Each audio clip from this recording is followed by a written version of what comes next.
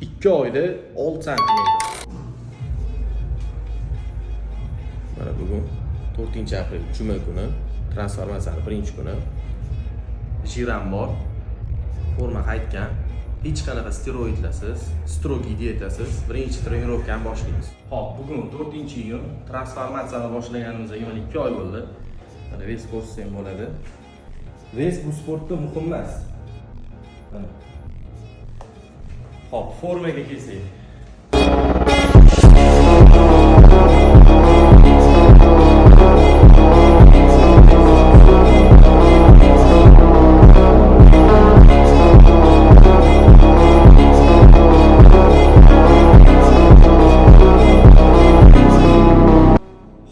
Bu videoni ikkinchi qismi bo'ladi. Kutinglar, xudo xolasa sush kelgan holda bundan ham ideal formani qilib turib internetga yuklaymiz.